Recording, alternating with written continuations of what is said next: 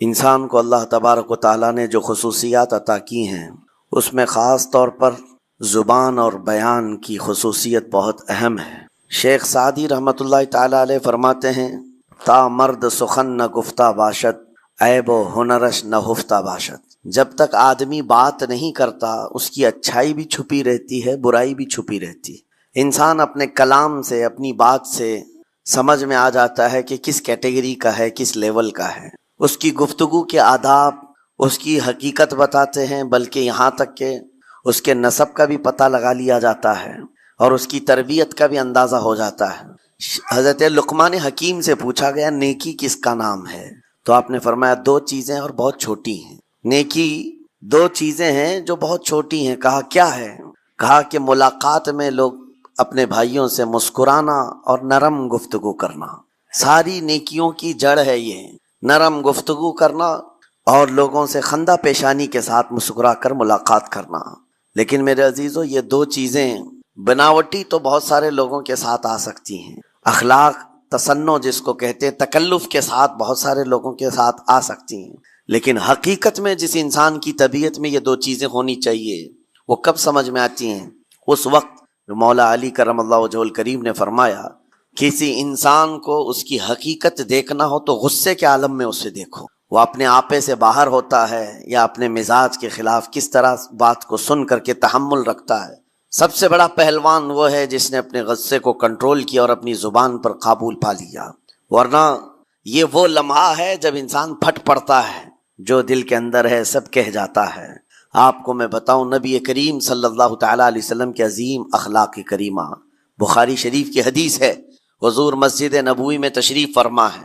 اس وقت مسجد نبوی، آج ہو سکتا ہے آپ کے ذہن میں جو امیج ہے مسجد نبوی کی، بہت بڑی عالی شان مسجد، لیکن وہ زمانہ نبوی میں اس طرح کی نہیں ہے۔ کچی دیواریں تھی، اوپر چھپر کے چھت پڑے ہوئے تھے اور مٹی کی زمین تھی۔ یہ مسجد نبوی کی شکل اس زمانے میں حضور اکرم صلی اللہ تعالیٰ علیہ وسلم اپنے صحابہ کے ساتھ بیٹھے ہیں، ایک دیہات کا رہنے والا شخص آیا۔ ایک بات یاد رکھیں کہ دیہات میں، گاؤں میں رہنے والوں کے اخلاق اور تمیز میں بڑا فرق ہوتا ہے، ان کے ہاں آداب کی کمی ہوتی ہے۔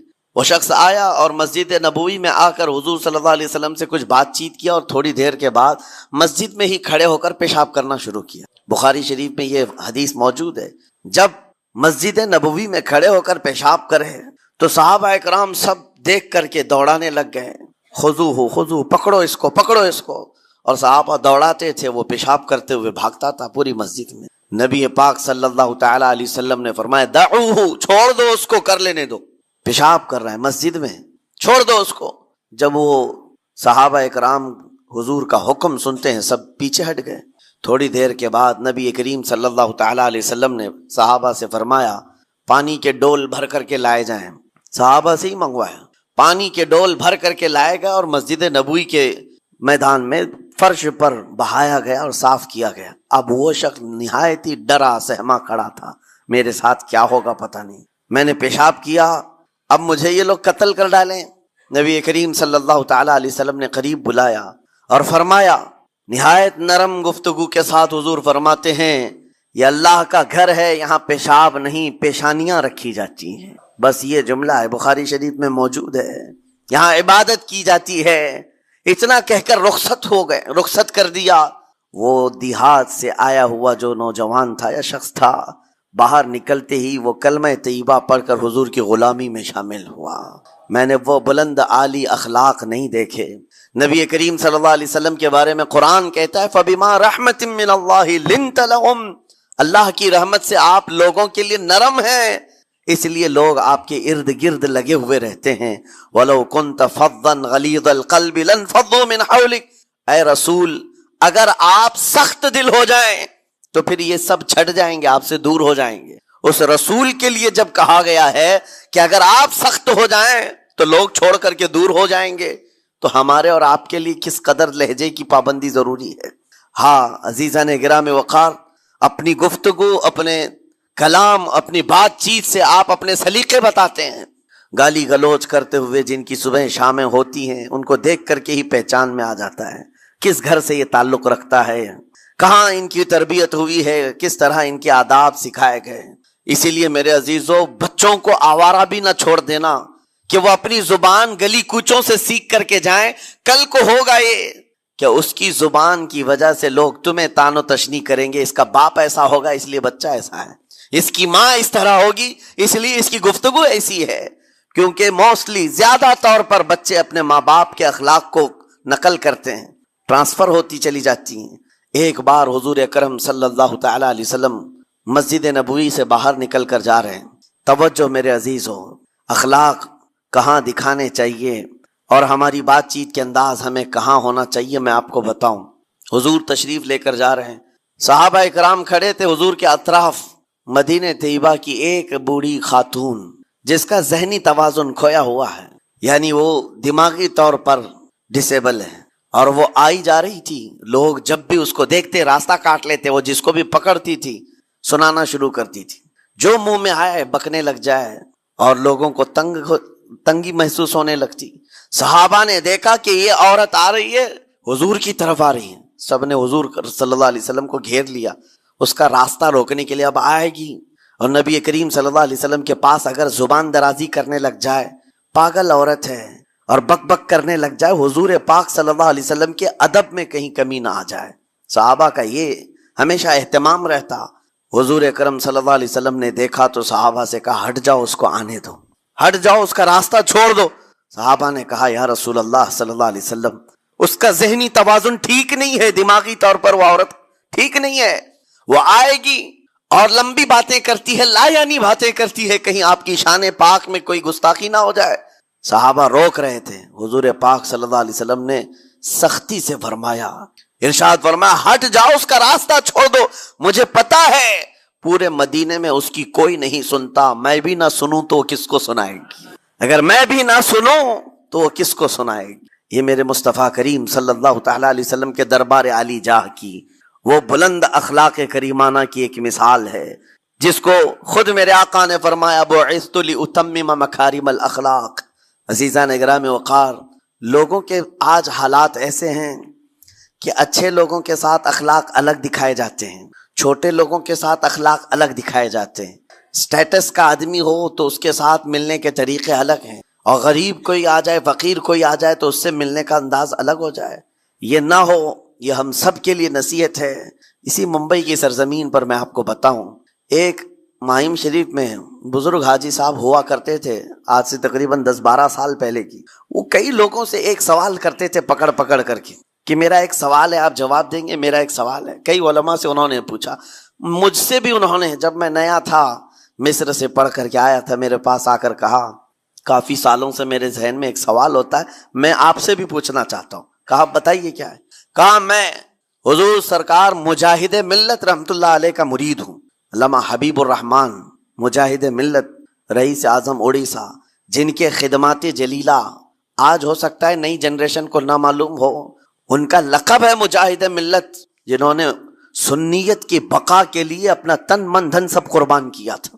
وہ مجاہد ملت عظیم بزرگ ولی کامل ہے. یہ حاجی صاحب کہتے ہیں کہ میں ایک نارمل آدمی تھا، کڑیا تھا، یعنی گھر بنانے کا کام کرتا تھا. جب وہ ممبئی تشریف لاتے تو دوڑ کر کے ہر جگہ سے لوگ ملنے آتے، میں بھی گیا تھا، اور اس وقت میں جوان تھا. حضور مجاہد ملت رحمت اللہ علیہ کی بات وہ بتا رہے ہیں کہ لوگ لائن لگا کر کے مصافحہ کر رہے تھے، مل رہے تھے. جب مل رہے تھے تو پھر میرا نمبر آیا، میں ملنے کے لیے گیا. بزرگوں کے سب ہاتھ چومتے ہیں، یہ ہمارے سنیوں کے طریق ہیں. ادب، علماء ذوی الاحترام کے ہاتھوں کا بوسہ لینا یہ مستحسن ہے، یہ ہمارے آداب میں سے، معمولات اہل سنت میں سے. تو جب سب لوگ ان کے دست بوسی کر رہے تھے، ہاتھ چوم رہے تھے، میں بھی قریب گیا، اور جب میرا نمبر آیا میں ہاتھ چومنے کے لیے گیا تو انہوں نے میرا ہاتھ لے کر خود ہی چوم لیا. وہ بزرگ عالی جاہ ولی کامل جن کو دنیا مجاہد ملت کہتی ہے، میرا ہاتھ انہوں نے چوم لیا، اور میرے اندر ایسی پشیمانی تھی کہ میں کیا کروں سمجھ میں نہیں آیا.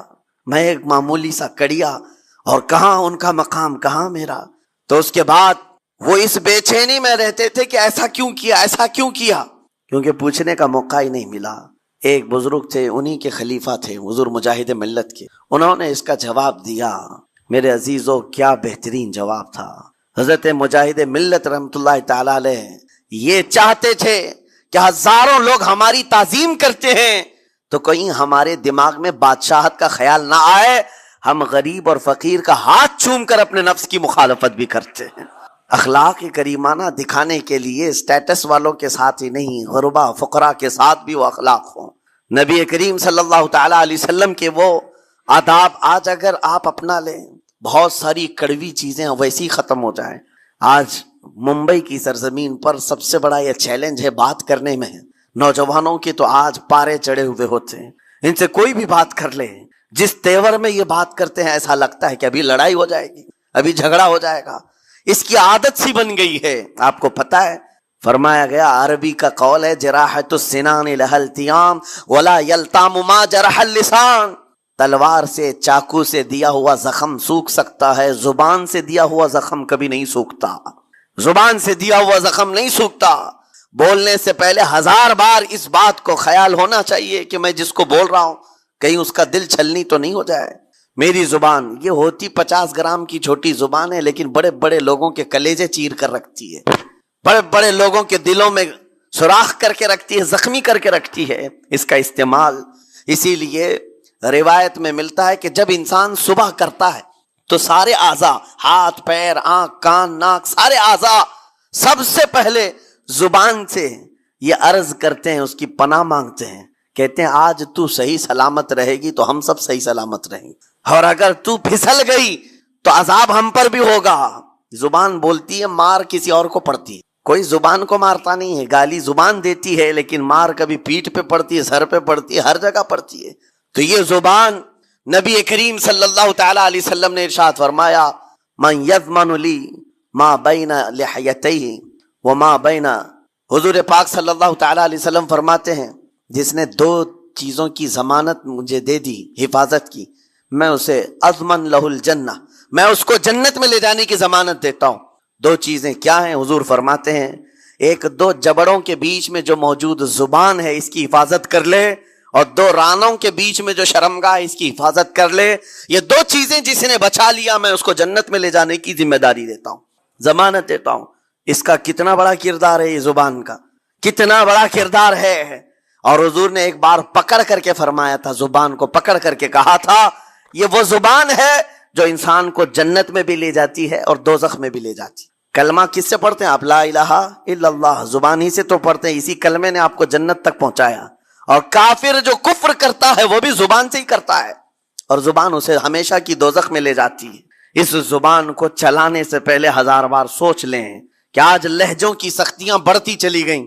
اور آپ کو پتا ہے قرآن پاک میں رب تعالیٰ نے یہ فرمایا، وَلَا تَقُلْ لَهُمَا اُفٍّ وَلَا تَنْهَرْهُمَا، والدین کے بارے میں بچوں کو کیا کہا گیا؟ ان کو اف تک نہ کہو۔ لیکن زبان جب کھلتی ہے نا، ماں باپ کے خلاف نوجوانوں کو ہم نے دیکھا ہے گالی گلوچ کرتے ہوئے اور اتنی بری باتیں کہتے ہوئے، معاذ اللہ۔ عزیزان گرامی وقار، حضور نے تو یہ فرمایا جس نے پلٹ کر کے اپنے ماں اور باپ کو سخت لہجے میں بات کیا یا ان کی نافرمانی کی، حضور فرماتے میرا دل چاہتا ہے کہ اس کے گھر کو آگ لگا دوں، آگ لگا دوں۔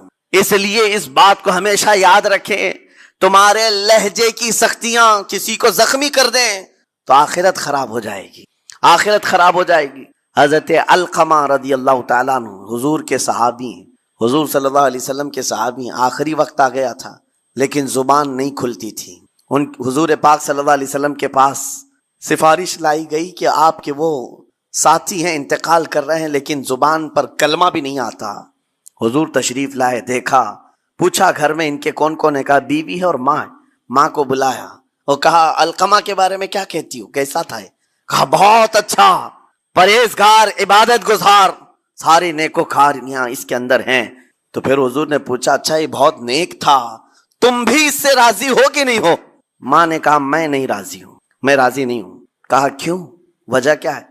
کہا یا رسول اللہ میرا اکلوتا بیٹا، میرا تنہا بیٹا تھا، بڑی محبتوں کے ساتھ اس کو پالا تھا، اور جب میں نے اس کی شادی کی اپنی بیوی کو لایا، اور جب بیوی گھر پر آ گئی تو میری بات کو ہلکے میں لیتا، اپنی بیوی کی بات کو فوقیت دیتا، ترجیح دیتا۔ اور اس وقت غالباً یہ باتیں تھی کہ زبان سے کوئی کلمہ ان کے نکلا ہوگا جو بیوی کی حمایت میں تھی، ماں کو تکلیف پہنچ گئی۔ کہا میرا دل گوارا نہیں کرتا، میں اس سے راضی نہیں ہوں۔ باقی وہ بہت نیک بندہ ہے، بہت اچھا ہے، حضور نے فرمایا دیکھو زندگی کے آخری پڑاؤ پر آ چکا ہے، روح نکلنے کو ہے، معاف کر دو۔ وہ بھی صحابیہ تھی، انہوں نے کہا آقا آپ کا حکم ہے یا مشورہ ہے؟ اگر حکم ہے تو پھر ماننا ہے۔ حضور نے فرمایا نہیں حکم نہیں مشورہ ہے۔ کہا مشورہ ہے تو پھر دل نہیں چاہتا، دل نہیں چاہتا۔ حضور نے فرمایا صحابہ سے کہ لکڑیاں جمع کرو، آگ لگاؤ اور انہیں اٹھاؤ آگ میں ڈال دو۔ آگ دہکائی گئی تو ماں کی ظاہر سی بات ہے ممتا بے چین ہو گئی۔ کہا ان کو میرے سامنے آگ میں ڈالیں گے؟ کہا ہاں، اس سے بہتر ہے کہ وہاں جلے گا یہاں جلے۔ وہ ماں کہتی آقا آپ گواہ ہو جائیں میں اپنے بیٹے کو معاف کرتی ہوں۔ ادھر معاف کیا، ان کی زبان پر کلمہ طیبہ جاری ہوا۔ میرے عزیزو یہ بتانا مقصود اس لیے ہے کہ زبان سے دیے ہوئے زخم خواہ والدین کو ہوں یہ معمولی نہیں ہوتے۔ ہو سکتا ہے آخری وقت تمہاری زبان بند ہو جائے اور کلمہ طیبہ بھی نہ جاری ہو، زبان کھلنے بھی نہ لگے، یہ حالات آ جائیں گے۔ اس لیے اپنی زبان کا کنٹرول برقرار رکھو، کس سے کیا کہنا ہے۔ ابھی میں اس کا دوسرا پارٹ بھی بتاتا ہوں زبان کے استعمال کا۔ یہ نرمی لہجے کے اندر ہونا بہت ضروری ہے، لیکن کچھ جگہوں پر سختی کی اجازت ہے، لیکن وہ مقامات الگ ہیں۔ نرم لہجہ حضور پاک صلی اللہ تعالی علیہ وسلم کے فرامین میں سے ہے۔ ایک بات بڑی بغداد مقدسہ میں نے ایک ولی پاک کی زیارت کی، ان کے آستانے پر بھی میں ابھی بیان کیا تھا۔ حضرت بہلول دانا مجذوب بزرگ تھے اور بغداد کی گلیوں میں کہیں پر بھی بیٹھ جاتے تھے، اور جو جانکار تھے وہ سمجھتے تھے اللہ والا بندہ ہے۔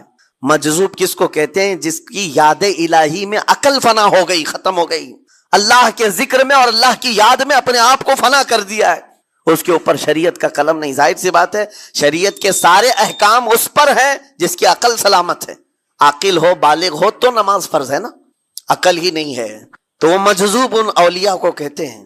لیکن ان کے بارے میں حدیث میں ہے، اللہ کے نبی نے فرمایا وہ ایسے بندے ہیں کہ اگر اللہ کو قسم دے دیں کسی بات کی اللہ ان کی قسم پوری کرتا ہے۔ وہ بہلول دانا بیٹھے ہوئے تھے، بغداد کا ایک مشہور تاجر تھا، لیکن خستہ حال تھا، بہت نقصان اٹھا چکا تھا، خسارے میں چل رہا تھا، بزنس پورا لاس میں، اور وہ پریشان حال بہلول دانا کے پاس آیا، گڑ گڑایا، کہا کہ حضور مجھے بچا لیں، رحم کر لیں، میں تاجر ہوں، لٹ گیا ہوں، لاس میں ہوں، کچھ آپ فرما دیں، میں کیسے اس بھنور سے نکلوں۔ بہلول دانا نے دیکھا، کہا ٹھیک ہے کچھ پیسے بچے ہیں؟ کہا ہاں ہے، وہ بس اتنا سرمایہ ہے کہ مال لیتا ہوں پھر بیچ دیتا ہوں، نفع نہیں ہوتا۔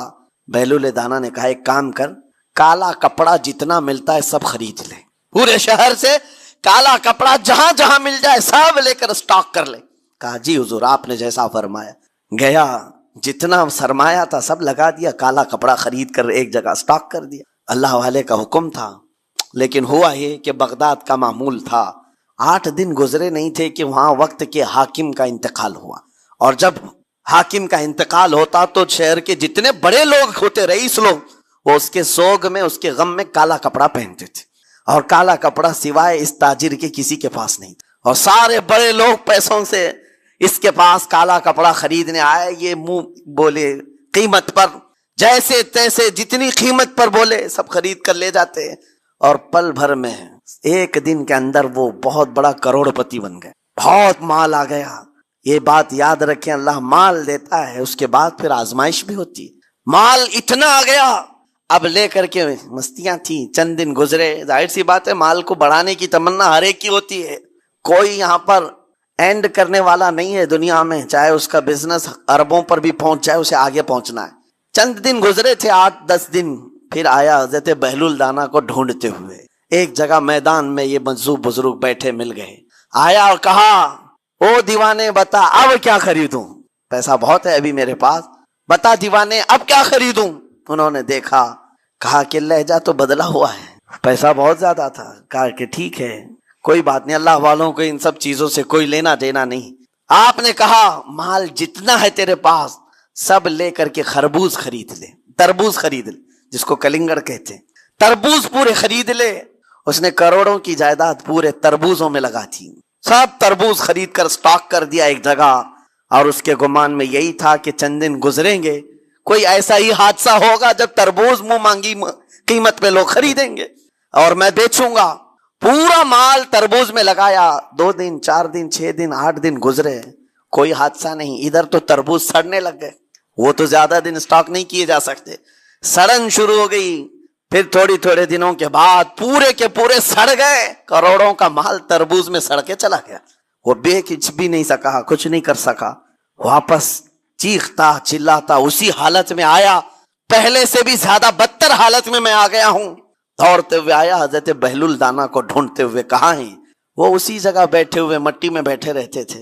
قریب آیا اور کہنے لگا کہ آپ نے میرے ساتھ ایسا کیوں کیا بہلول؟ بہلول دانا نے کہا کیا ہوا؟ کہا میں تو لٹ گیا, تربوز میں پیسے لگائے آپ کی وجہ سے اور پورے سڑ گئے. بہلول دانا نے کہا میں نے تو کچھ نہیں کیا. پہلے تو تجھے نفع ملا تھا وہ تیرے لہجے کی وجہ سے, اب خسارہ ہوا ہے تیرے لہجے کی وجہ سے. پہلے جو آیا تھا بات کرنے کے لیے اس وقت تیری تمیز الگ تھی, تیری تہذیب الگ تھی, اخلاق الگ تھی. گڑ گڑا کر کہا تھا کہ میں لٹ گیا ہوں, آپ رحم کر دیں. دوسری بار آ کر کے کیا کہا؟ وہ دیوانے بتا کیا خریدوں. لہجہ بدل گیا تو پوری حیثیت بدل گئی. زبان ہماری اونچائی پر بھی لے جاتی ہے اور نیچے بھی لے آتی. اس بات کو ہمیشہ ملحوظ رکھیں کہ اس زبان سے بہت سارے لوگ نفع بھی اٹھاتے ہیں, بہت سارے لوگوں کو نقصان بھی ہوتا ہے. لیکن ساتھ میں یہ بات بھی عرض کروں, نرم گفتگو کرنے کا عادی ہر ایک کو ہونا چاہیے. نرم گفتگو کرنے کا عادی ہر ایک کو ہونا چاہیے. اس کی نیکیوں کی علامت ہے, اس کے اخلاق کی علامت ہے. لیکن ساتھ میں امام شافعی رحمت اللہ تعالی علیہ نے یہ بھی فرمایا, چاہے جتنی بھی نرم طبیعت ہو انسان کی, اللہ اور اس کے رسول کے لیے غیرت ہونی چاہیے.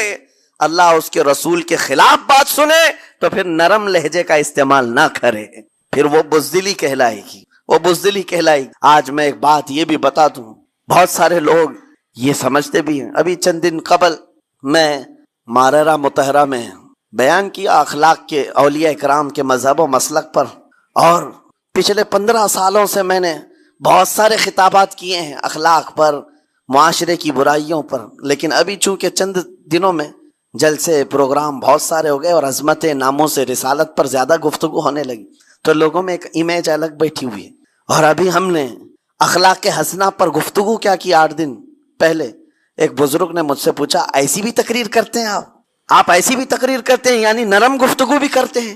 مطلب یہ ہے کہ ہماری امیج ایسی بنا کر رکھیں کہ ہم ہر وقت چلاتے ہی رہتے ہیں, ہر وقت للکارتے ہی رہتے ہیں. میرے عزیزوں, میں یہاں پیغام دینا چاہتا ہوں, ہم قرآن کے اس آیت پر عمل کرنا چاہتے ہیں جو مولا نے فرمایا اشداء علی الکفار رحماء بینہم. مومنین کی شان ہے, صحابہ کی شان ہے, وہ کافروں پر سخت ہوا کرتے ہیں اور مومنوں کے لیے نرم دل ہوا کرتے ہیں. زبان کی نرمی ایمان والوں کے لیے ہے, زبان کی نرمی محبت مصطفیٰ کے لیے ہے, عاشقان مصطفیٰ کے لیے ہے. ساتھ میں زبان کی سختی کفار و مشرکین کے لیے ہے, گستاخان رسول کے لیے ہے. اور اگر یہ چیز نہیں آئی تو پھر آپ سمجھ لیں نیک اس وقت نہیں کہلائے گا آدمی. بعض لوگوں کو ایسا لگتا ہے نرم بات کرنا چاہیے, نرم گفتگو بالکل صحیح ہے, یہ اخلاق ہے. لیکن اگر ایسے مقامات پر جہاں تمہارے نبی کو کوئی گالی دے رہا ہو, رب کی شان میں کوئی بھونک رہا ہو, اس وقت تم کہو کہ اخلاق ہے, نرم بات کرنا چاہیے, یہ بے غیرتی ہے, یہ بے غیرتی ہے. تمہاری بیوی کو اگر تمہارے سامنے کوئی چھو دے اور اس کے بعد تم ہنس کر کے اس سے کہو ٹھیک ہے جائیے صاحب, آپ کو کہا جائے گا بے غیرت آدمی, بے غیرت آدمی ہے. انسان کو اپنی بیوی, اپنی بیٹی, اپنی ماں پر بھی غیرت ہوتی ہے, وہ سنتا نہیں ہے, یہ پیدائشی ہے, فطرت ہے انسان کی. اور مومن کی شان یہ ہے سب سے بڑی غیرت اس کے لیے اللہ اور اس کے رسول کے لیے ہوا کرتی ہے. اللہ اور اس کے رسول کے لیے ماں اور باپ کو گالیاں ایک وقت میں برداشت کر بھی لے جائے, لیکن اللہ اور اس کے رسول کی شان میں وہ ہرگز برداشت نہ کرے. یہ ایمان کی علامتوں میں سے ہے. بہرحال میں نے زبان کے دونوں استعمال آپ کو بتائے, سخت لہجے بھی ہیں, نرم لہجے بھی ہیں. لیکن جب آپ کا پالا کسی گستاخ سے نہ پڑے تو ہمیشہ نرم گفتگو کرنے کے عادی بنے. مومنین میں نرم لہجے کا اختیار ہمیشہ رہے. اس سے اخلاق آپ کے بتائے دکھائے جاتے ہیں, اس سے آپ کے اخلاق معلوم ہوتے ہیں.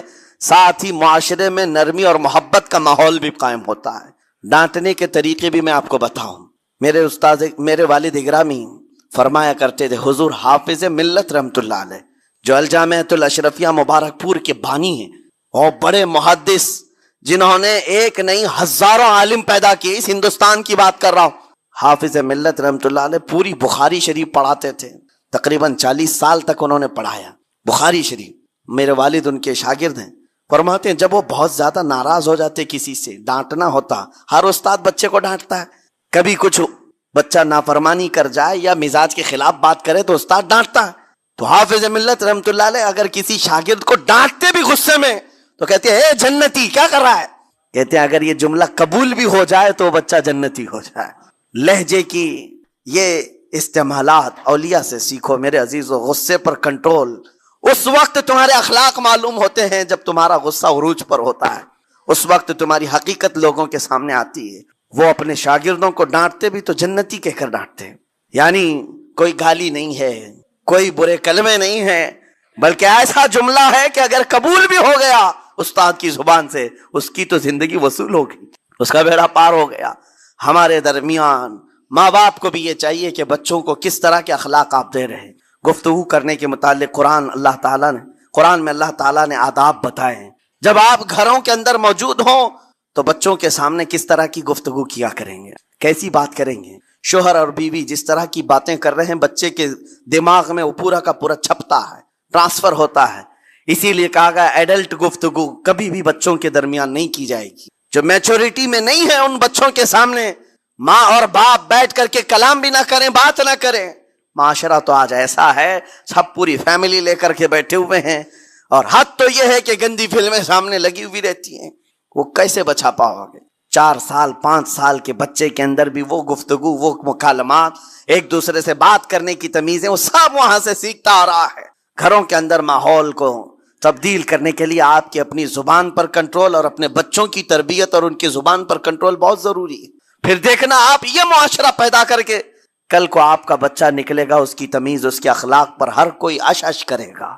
چند دنوں کی محنت ہے آپ کی، لیکن بچے جب سلیقے کے ساتھ گفتگو کریں تو لوگوں کا دل جیت لیا کرتے ہیں. بات کرنے کے آداب ایسے ہیں کہ لوگ دل جیت لیا کرتے ہیں. یہ میرے استاد گرامی مصر کے رہنے والے تھے. جب خطابت ہمیں سکھا رہے تھے گفتگو کرنے کے آداب، تقریر کرنے کے آداب، تو ایک امام غزالی کا قول تھا کلم الناس علی قدر عقولہم، لوگوں سے ان کی عقل کے مطابق بات کرو. اس پر وہ سمجھاتے ہوئے ہمیں ٹریننگ دیتے تھے اور کہتے تھے کہ تمہارے پاس آنے والے کئی طرح کے لوگ ہوں گے. اگر تم امام ہو، اگر داعی ہو، خطیب ہو، مقرر ہو، کوئی غریب گھر سے، کوئی بڑے امیر گھر سے، کوئی پڑھا لکھا آئے گا، کوئی جاہل ہوگا، کوئی بدتمیز بھی ہوگا، کوئی نیکوکار، کوئی گنہگار، سب طرح کے مکس مجموعہ تمہارے پاس ہوگا. ان سے خطاب کرنا، ان سے بات کرنا، کس انداز سے بات کرو گے، کیسے ان سے کلام کرو گے. میرے عزیزو یہ ہمارا اپنا ہنر نہیں ہے. ہم جو آپ کے سامنے گفتگو کر رہے ہیں یہ ہمارا فن نہیں ہے، یہ اپنا پیدا کیا وہ ہنر نہیں ہے. ہمیں سکھایا گیا تھا صرف اور صرف آپ کو اس مجمع سے اور یہ آئے ہوئے جمع غفیر سے بات کرنے کے لیے ایک ہی اسلوب اپنانا ہے. دیکھنا ہے کہ رسول اللہ کیسے بات کیا کرتے تھے. میرے آقا صلی اللہ تعالی علیہ وسلم کا اسلوب اپناؤ. حضور کے خطبے دیکھو، حضور جب خطاب کرتے، ظاہر سی بات ہے مسجد نبوی میں اس وقت بھی لوگ، ہر طرح کے لوگ آتے، دیہات کے بھی تھے، شہر کے بھی تھے، اعلیٰ دماغ والے لوگ اور کئی الگ الگ قسم کے لوگ آتے. حضور کا خطاب سب کے لیے تھا. عزیزان گرامی، ان سنتوں پر عمل کر کے آج آپ اپنے لہجے کو بہتر بنا سکتے ہیں. بس میری گفتگو کا خلاصہ یہی ہے کہ اللہ تعالیٰ ہمیں زبان کا صحیح استعمال عطا فرمائے، ورنہ یہ زبان کی سختیاں اور اس کی کڑواہٹ ہمیں دوزخ میں بھی لے جاتی ہے.